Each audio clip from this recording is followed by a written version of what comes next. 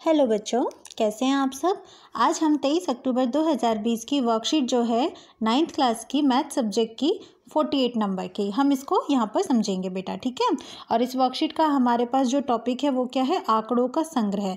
तो बच्चे आप जानते हैं कि आंकड़े क्या होते हैं या फिर आप उन्हें किस प्रकार से संग्रहित कर सकते हैं। तो चलिए आज हम इस कॉन्सेप्ट को बहुत अच्छे से पढ़ते हैं। तो बच्चों, आपने अपनी कक्षा में अपने शिक्षक को रजिस्टर पर प्रतिदिन विद्यार्थियों की उपस्थिति अंकित करते हुए या फिर प्रत्येक टेस्ट या परीक्षा के बाद आपके द्वारा प्राप्त अंकों को अंकित करते हुए अवश्य ही देखा होगा। बिल्कुल देखा है ना बच्चों। जो आपका अटेंडेंस रजिस्टर होता है उस पर क्या होता है, आप सब बच्चों के नाम लिखे हुए होते हैं और आपकी मैम जो होती है, आपकी क्लास टीचर मैम होती है या फिर आपके क्लास टीचर जो सर होते हैं वो क्या करते हैं, आपकी अटेंडेंस लगाते हैं, है ना। तो हमने उपस्थिति अंकित करते हुए अपने टीचर को, अपने शिक्षक को देखा है। या फिर उसके अलावा हमने क्या देखा है कि जब भी हमारा कोई पेपर होता है तो मैम क्या करती है, एक लिस्ट बनाती है। जो भी सर है या टीचर मैम है, जो भी आपके टीचर हैं वो क्या करते हैं, एक लिस्ट बनाते हैं और उस लिस्ट में क्या करते हैं, आपका नेम लिखते हैं या फिर आपका रोल नंबर लिखते हैं और उसके साथ में वो लिखते हैं कि आपके कितने नंबर आए। तो जो भी आपके पास अंक आते हैं, आपने देखा है कि उसकी भी आपके पास क्या बनती है, एक लिस्ट बनती है आपके टीचर के पास। इसी प्रकार आपने क्रिकेट के स्कोर बोर्ड को भी अवश्य ही देखा होगा। क्रिकेट का स्कोर बोर्ड याद है क्या होता है कि भाई कोई बॉलिंग कर रहा है क्रिकेट में और कोई क्या करता है, रन बनाता है। तो कितने रन बने, कितनी बॉल हुई, कितनी गेंदें खेली है क्रिकेटर ने, तो ये सब क्या होता है, स्कोर बोर्ड पे ही लिखा हुआ होता है। तो चलिए यहाँ पर एक स्कोर बोर्ड जो है आपको दर्शाया जा रहा है। देखिए ये आपका स्कोर बोर्ड है। इस स्कोर बोर्ड में आपके पास सबसे पहले नंबर पे क्या है, गेंदबाज का नाम लिखा हुआ है। हम मान लेते हैं कि जो गेंदबाज है उनका नाम क्या क्या है, ए बी सी या फिर डी। और इन गेंदबाजों ने क्या क्या है, 10 ओवर खेले हैं। 10 ओवर खेले हैं, इसका मतलब ये हुआ कि 10 ओवर तक की गेंदबाजी इन्होंने की है। तो एक ओवर में कितनी गेंदें होती हैं, 6 गेंदें होती हैं। इसका मतलब क्या हुआ, हर एक गेंदबाज ने कितनी गेंदें फेंकी है, 60 गेंदें फेंकी है। तो ये हमें पता चल चुका है। और उसके बाद अगर हम यहाँ पर देखें मेडन ओवर का मतलब होता है बच्चे कि किस ओवर में कोई भी रन नहीं दिया गया है। मतलब कि जो भी क्रिकेटर होता है ना, जो बॉलिंग कर रहा है वो क्या कर रहा है, वो तो भी बॉल फेंक रहा है, लेकिन जो बैटिंग कर रहा है वो क्या करता है, रन बनाता है। अगर मान लीजिए लगातार 6 वाली गेंद यानी कि एक ओवर की जो गेंद होती है उसमें कोई भी रन नहीं दिया गया होता है तो वो क्या होता है, मेडन ओवर होता है। तो आप देखिए, जैसे एक गेंदबाज की हम बात कर रहे हैं, तो इस एक गेंदबाज ने 10 ओवर तो खेले हैं और उन 10 ओवर में से इसने क्या किया है, 2 मेडन ओवर दिए हैं। यानी कि इसने 2 ओवर ऐसे फेंके हैं गेंदों के जिसमें जो बैटिंग कर रहा है उसको कोई भी रन नहीं मिले। और बाकी की जो गेंदें हैं उसमें इसने कितने रन दिए हैं, 40 रन दिए हैं। और इन 40 रन के साथ साथ इसने क्या किया है, 3 विकेट भी लिए हैं। 3 विकेट लिए हैं, इसका मतलब ये हुआ कि इसने जो 3 बैट्समैन हैं जो आपकी बैटिंग कर रहे होते हैं उनको क्या किया है, आउट भी किया है। तो यहाँ पर आपके पास एक सारणी है, ये इस प्रकार की, ये स्कोर बोर्ड है जिससे हम जो चाहे वो जो स्थिति है क्रिकेट की गेम की उस समय की हम यहाँ पर नोट कर सकते हैं या फिर देख सकते हैं और समझ सकते हैं। तो बच्चे, आप जानते हैं कि खेल में कौन जीता या कौन हारा, केवल यही सूचना ही स्कोर बोर्ड पर अंकित नहीं की जाती है बल्कि और भी सूचनाएं अंकित की जाती है। जैसे कि हमने यहाँ पे देखी कि कितने ओवर है, कितने मेडन ओवर है, या कितने रन दिए हैं, या फिर कितने विकेट लिए हैं। तो इस प्रकार की सारी सूचनाएं भी क्या होती है, स्कोर बोर्ड पर होती है। तो स्कोर बोर्ड से आप खेल के बारे में कुछ और अति उपयोगी सूचनाएं भी प्राप्त कर लेते हैं जो कि उतनी ही महत्वपूर्ण होती है। उदाहरणार्थ, आप यह ज्ञात कर सकते हैं कि सबसे अधिक रन बनाने वाले खिलाड़ी ने कितना समय लिया। भाई देखो, कई बार ऐसा होता है ना कि मान लीजिए कि गेंदबाजी चल रही है, क्रिकेट खेला जा रहा है, तो उसमें कोई क्रिकेटर तो ऐसा होता है कि मान लीजिए चौका छक्का मार के ही क्या कर लेता है, बहुत सारे रन बना लेता है। लेकिन कोई क्रिकेटर तो ऐसा भी होता है जो चौका छक्का तो उतना नहीं मार पाता और वो क्या करता है, इधर से उधर दौड़कर 1-1 2-2 रन बनाकर अपने उतने ही रन बनाता है, तो उसको टाइम ज़्यादा लगेगा ना। तो इस प्रकार आप ये भी ज्ञात कर सकते हैं कि किस खिलाड़ी ने कितना अधिक समय लिया, ये भी आपको स्कोर बोर्ड पर मिल जाता है। या फिर और कितनी गेंदों का सामना किया, यानी कि उसने कितनी गेंदें खेली हैं। प्रतिदिन हमें तथ्यों, संख्यात्मक अंकों, सारणियों या फिर आलेखों आदि के रूप में विभिन्न प्रकार की सूचनाएं देखने को मिलती है। इसका मतलब ये हुआ बच्चे कि जो रोज़मर्रा की हमारी ज़िंदगी होती है, उस रोज़मर्रा की ज़िंदगी में हमारे पास क्या होता है, बहुत सारी सूचनाएं होती है। जैसे कि मान लीजिए आपसे ये कहा जाए कि भाई ये जो आपका कार्यपत्रक है, आपकी जो वर्कशीट है वो कौन से नंबर की है, 48वें नंबर की है। इसका मतलब क्या हुआ कि 47 वर्कशीट आप अब तक कर चुके हो ना। तो ये भी क्या है, एक प्रकार की क्या है, सूचना है। और ये सूचना आपकी किसके रूप में हो सकती है, तथ्यों के रूप में हो सकती है। तथ्यों का मतलब हुआ कि आपको कोई भी पॉइंट मिले, कोई भी आपको बात मिले सीखने को, कोई भी आपको नई जानकारी मिले, तो वो आपके लिए क्या हो जाती है, तथ्य हो जाती है। संख्यात्मक अंकों के रूप में हो सकती है, जैसे कि अभी अभी हमने क्या कहा कि वर्कशीट हमारी कौन से नंबर की है, 48वें नंबर की है। या फिर आप क्या कह सकते हैं, सारणी के रूप में मिल जाती है। सारणी के रूप में हम ये कह सकते हैं कि जैसे मान लीजिए हमने कोई पेपर दिया और पेपर में हमारा जो टीचर है वो क्या कर रहा है, हमारे नंबर बता रहे हैं, तो एक सारणी के रूप में हमें सूचना मिली। या फिर आलेखों आदि के रूप में, आलेख यानी कि अगर हम ग्राफ वगैरह के द्वारा भी अपनी सूचनाएं देखें तो वो भी हमें देखने को मिल सकती है। अच्छा बच्चों, एक बात बताती हूँ, ग्राफ के द्वारा यानी कि आलेख के द्वारा आपका जो फ़ोन होता है ना, उसमें क्या कीजिए, गूगल पे जाइएगा और गूगल पर जाकर आप सर्च कीजिएगा कि डेली कोरोना के जो पेशेंट है वो कितने हैं। तो आप देखेंगे कि वहाँ पर आपको ना ग्राफ के द्वारा भी सूचनाएं आपको मिलेंगी। भाई ये आपका करंट टॉपिक है तो मैं आपको इसका एग्जांपल दे रही हूँ। और वहाँ पर आपको हर तरह की सूचना मिलेगी, अंकों के रूप में भी मिलेगी कि जी आज आपके पास यहाँ पर 1000 पेशेंट है, या फिर मान लीजिए 1500 मरीज और आए, 24 घंटे में कितने आए, या फिर 24 घंटे में कितने ठीक हुए। तो ये सब हमारे पास क्या है, आंकड़े हैं, यानी कि ये हमारे पास एक सूचनाएं हैं। ठीक है बच्चों, तो समझ में आया इतना। अब इसके बाद हमारे पास यहाँ पर कॉन्सेप्ट आता है क्या, कि जैसे हमने क्या कहा कि ये सब हमारे पास क्या है, सूचनाएं हैं। और ये जो सूचनाएं हैं हमारे पास किस किस रूप में हो सकती है, भाई तथ्यों के रूप में हो सकती है, अंकों के रूप में हो सकती है। तो इसका मतलब हम यहाँ पर इसको इस प्रकार से भी कह सकते हैं कि एक निश्चित उद्देश्य से, भाई एक निश्चित उद्देश्य होना चाहिए। जैसे कि अभी अभी मैंने आपको उदाहरण दिया किसका, कि हम ये चेक करना चाहते हैं कि जो कोविड है यानी कि जो कोरोना से ग्रस्त जो मरीज है वो कितने हैं। तो ये हमारा एक उद्देश्य है ना, हमारे माइंड में बैठा हुआ है कि हाँ जी ये उद्देश्य है। इस उद्देश्य के लिए हमने एकत्रित किए गए जो भी तथ्य होते हैं या फिर अंक होते हैं, भाई जैसे अभी अभी हमने क्या कहा कि मान लीजिए कि 24 घंटे में कितने नए मरीज आए, 24 घंटे में कितने मरीज ठीक हुए, तो इनकी जो हमें सूचना मिलेगी किसके द्वारा मिलेगी, अंकों के द्वारा मिलेगी। तो ये आपके लिए क्या हो जाते हैं, संख्यात्मक रूप में हुए, है ना भाई, अंक आए तो संख्यात्मक रूप में हुए। या फिर अगर मान लीजिए आपको ये सुनने में मिला कि रूस में या फिर कहीं और जगह कोरोना की वैक्सीन बन रही है, कोरोना के लिए इलाज जो है वो ढूंढा जा रहा है, तो ये आपके लिए क्या आया, तथ्य आया। ठीक है, तो आपके पास ये जो सूचनाएं आती हैं ये संख्या के रूप में भी आ सकती हैं या फिर अन्य रूप में भी आ सकती हैं। तो ये जो भी हमारे पास सूचनाएं होती हैं इनको हम आंकड़े कहते हैं। तो बच्चा समझने वाली बात ये है कि जो भी आपके पास सूचना आ रही है, चाहे वो तथ्य के रूप में आ रही है, तथ्य यानी कि जो भी हमारा कॉन्सेप्ट है उसके कॉन्सेप्ट के रूप में आ रही है, या फिर संख्यात्मक रूप में आ रही है, अंकों के रूप में आ रही है, तो वो हमारे लिए क्या कहलाएंगे, आंकड़े कहलाएंगे। आंकड़े जिसे हम अंग्रेजी में बोलते हैं डाटा। ठीक है बच्चा, अर्थात आंकड़े संख्याओं के वे संग्रह है जो कुछ सूचनाओं को देने के लिए एकत्रित किए जाते हैं। यानी कि अब आपसे अगर पूछा जाए कि भाई आंकड़े क्या होते हैं, तो आप दो प्रकार से आंकड़ों को बता सकते हो। पहली बात तो आपने जो पहले बोला कि किसी निश्चित उद्देश्य से एकत्रित किए गए तथ्यों को या फिर अंकों को, जो संख्या के रूप में भी हो सकते हैं या फिर किसी और रूप में भी हो सकते हैं, तो हम उन्हें क्या कहते हैं, आंकड़े कहते हैं। या फिर आप दूसरे इस तरीके से भी बोल सकते हो कि आंकड़े जो होते हैं वो क्या होते हैं, संख्याओं के संग्रह होते हैं। संग्रह का मतलब हमने उन्हें इकट्ठा किया हुआ होता है जो कुछ सूचनाओं को देने के लिए एकत्रित किए जाते हैं। तो यहाँ पर हमने आंकड़े जो शब्द है इसका मतलब अच्छे से समझ लिया है।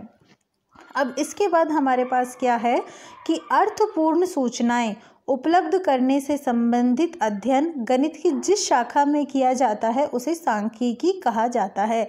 अब बच्चे देखो, आप एक बात बताओ, आपने 9वीं क्लास में आप हो, आपने कितने सारे चैप्टर्स पढ़े हैं मैथ्स के। तो जैसे मान लीजिए कि हम ये कह देते हैं कि हम लाभ और हानि का जो चैप्टर है हम उसी की बात करें, तो क्या आपने उसमें कोई डाटा इकट्ठा किया, कोई आंकड़े इकट्ठे किए, कोई सूचना मिली आपको? नहीं ना, वहाँ तो आपके पास नॉर्मल से क्वेश्चन होते हैं और आप उनको सॉल्व करते हो जो आपके पास वहाँ पे क्वेश्चन के अंदर दिया होता है उसके अनुसार। लेकिन कहीं पर इस तरह का तो नहीं है ना कि जैसे आपने सर्वे किया हो और सर्वे में आपको कुछ सूचना मिली हो और आपने फिर उसको कहीं पे लिखा हो, नहीं किया ना। तो बच्चे, जहाँ पर भी हम सूचनाओं को लेने के लिए, सूचनाओं को प्राप्त करने के लिए क्या करते हैं, सर्वे वगैरह करते हैं, या फिर अर्थपूर्ण सूचनाएं हम जिस तरीके से प्राप्त करते हैं आंकड़ों के द्वारा, तो हम गणित की जिस शाखा के अंदर इसका अध्ययन करते हैं, शाखा का मतलब ये हुआ कि जैसे जहाँ पर हमें सिर्फ सर्वे वाली जो इंफॉर्मेशन है हम सिर्फ उनको देते हैं, जहाँ पर हमें आंकड़े चाहिए सिर्फ हम उनकी बात करते हैं, तो वो हमारे लिए क्या हो जाता है, सांख्यिकी कहलाता है। और सांख्यिकी फिर हम यहाँ पर कहेंगे गणित का एक प्रकार है। जैसे गणित के बहुत सारे प्रकार होते हैं ना जो हम पढ़ते हैं, अंक गणित हुआ, बीज गणित हुआ, रेखा गणित हुआ, ज्यामिति हुआ, तो इसी प्रकार से ये भी गणित का एक प्रकार है सांख्यिकी। और इस सांख्यिकी में हम क्या करते हैं, अर्थपूर्ण सूचनाएं उपलब्ध करने के लिए संबंधित अध्ययन करते हैं। यानी कि भाई हमें जो भी इंफॉर्मेशन चाहिए वो कैसी होनी चाहिए, अर्थ वाली। अर्थ का मतलब मीनिंगफुल। यहाँ पर हम इस तरह की सूचनाओं की बात ही नहीं करेंगे कि जिनका अस्तित्व नहीं है। तो अपने दैनिक जीवन में आपने संख्याएं, आकृतियों, नामों इत्यादि से संबंधित अनेक प्रकार की सारनियाँ देखी होंगी। देखी है ना बच्चों, बिल्कुल देखी हैं। अब ये सारनियाँ क्या करती है, ये हमें आंकड़े उपलब्ध कराती है। अब जैसे मान लो कि अगर आप क्लास में बहुत सारे बच्चे हो, मान लीजिए 15 बच्चे आप क्लास में हो, और उस 15 बच्चों में सभी के आधार नंबर लिख दिए जाएँ, सभी के आधार नंबर लिखे जा रहे हैं ना, ऐसे ही। और कैसे लिखे जाएंगे, पहले आपका नाम लिखा जाएगा, फिर आपका रोल नंबर लिखा जाएगा, फिर आपके पिता का नाम लिखा जाता है, मम्मी का नाम लिखा जाता है, फिर मान लीजिए आपका आधार नंबर लिखा जाता है, फिर आपका बैंक अकाउंट नंबर भी लिखा जा सकता है। तो एक सारनी बन जाती है ना भाई, जो आपकी स्कूल में आपके बच्चों की जो टेबल होती है, जो सारनी होती है, इस प्रकार से हमें सारनी बन जाती है, ठीक है। और ये सारनी हमें क्या करती है, आंकड़े उपलब्ध कराती है, मतलब अर्थपूर्ण सूचना हमें देती है, काम की सूचना देती है, बिना काम की कोई सूचना नहीं देती है। तो चलिए बच्चों, आपको समझ में आया आंकड़े क्या होते हैं, बहुत अच्छी बात है। आइए आंकड़ों के संग्रह से संबंधित अपनी समझ को और बेहतर बनाने के लिए कुछ क्रियाकलाप करते हैं। और क्रियाकलाप क्या है हमारे पास, दो हमारे पास छोटी छोटी एक्टिविटीज़ हैं जिनको हम यहाँ पर देखते हैं। क्रियाकलाप 1, अपनी कक्षा के किन्हीं 20 विद्यार्थियों की लंबाई सेंटीमीटर में के आंकड़े संग्रह करके एक तालिका बनाइए। बच्चों यहाँ पर आपके पास देखिए एक तालिका दी हुई है। तालिका मतलब सारणी। सारणी में आपको क्या कहा है कि अपनी कक्षा के 20 विद्यार्थियों की आपको लंबाई लिखनी है। तो आप सबसे पहले 20 विद्यार्थियों के नाम लिखेंगे। भाई जो भी नाम हो सकते हैं, लाइक आप यहाँ पर लिख देते हैं पहला नाम क्या, मोना, तो ये आप यहाँ पर मोना की लंबाई लिखेंगे, ठीक है बच्चा। मान लीजिए मोना की लंबाई कितनी है, 165 सेंटीमीटर है। ऐसे ही अब आप कोई दूसरा नाम लेंगे, तो दूसरा नाम आप कुछ भी ले सकते हैं। मान लीजिए आपने ले लिया यहाँ पर राकेश। जो भी आपकी क्लास में 20 बच्चे पढ़ रहे हैं, आप उन 20 बच्चों की यहाँ पर लेकर यहाँ पर लिखेंगे कि मान लीजिए इसकी लंबाई कितनी है, 160 सेंटीमीटर।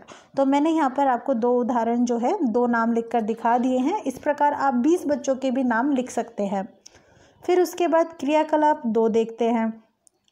अपनी ऑनलाइन कक्षा में पिछले एक सप्ताह में अनुपस्थित रहे विद्यार्थियों की संख्या के आंकड़े संग्रह करके एक तालिका बनाइए।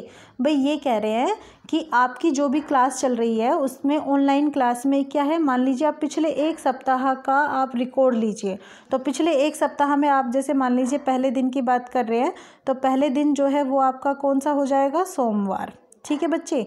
आपने सोमवार की बात की। फिर दूसरे दिन आपने मंगलवार की बात की, और अब आप यहाँ पे क्या कह रहे हैं, अनुपस्थित विद्यार्थियों की संख्या, यानी कि आपको उन बच्चों की यहाँ पर संख्या लिखनी है जो बच्चे ऑनलाइन क्लास नहीं लेते हैं। मान लीजिए यहाँ पर आपके पास 2 बच्चे हैं, यहाँ पर मान लीजिए 5 बच्चे हो गए हैं। तो ये हमने 2 एक्टिविटी यहाँ पर समझी है।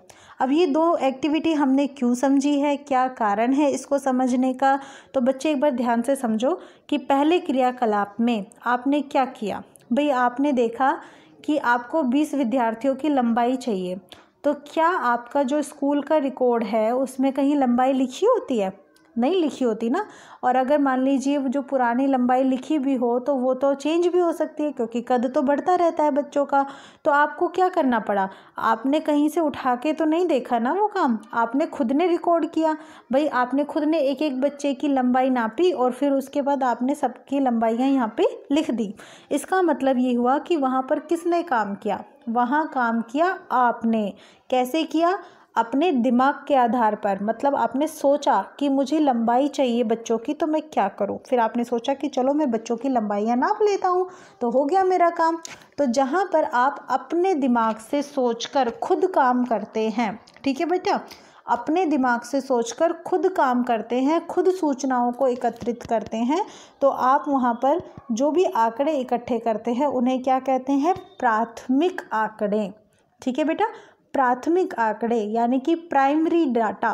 प्राइमरी, इसका भी मतलब आप समझ लीजिए कि मतलब जो आपने ही कर दिया, उसके लिए आपको कहीं इधर उधर घूमना फिरना नहीं पड़ा। आपने देखा कि हाँ ये बच्चा है, मान लीजिए ये जो बच्चा है राकेश है, राकेश की लंबाई कितनी है, नापी और लिख दी, तो आपने खुद ने काम किया।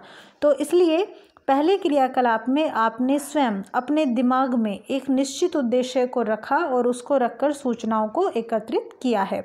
इस प्रकार एकत्रित किए गए जो आपके आंकड़े होते हैं ये क्या कहलाते हैं, प्राथमिक आंकड़े कहलाते हैं। ठीक है बच्चा, यहाँ पर आपने खुद ने सोचा, लेकिन आप दूसरे वाले में चलो। दूसरे में क्या है कि आपने अपनी ऑनलाइन कक्षा में पिछले 1 सप्ताह में अनुपस्थित रहे विद्यार्थियों की संख्या आपने लिखी है यहाँ पे। अच्छा बेटा, अब आपने क्या देखा यहाँ पर कि आप यहाँ पर उन बच्चों की संख्या लिख रहे हैं जो बच्चे ऑनलाइन क्लास नहीं लेते। अब आप बात कर रहे हो पिछले सप्ताह की, ठीक है बच्चे, पिछले सप्ताह की। तो अगर मान लीजिए आप अपने दिमाग से सोचकर चलने लगे तो आप क्या पिछले सप्ताह का रिकॉर्ड ला सकते हो? नहीं ला सकते ना। तो आपको क्या करना पड़ेगा, उसके लिए आपको आपके टीचर की हेल्प लेनी पड़ेगी।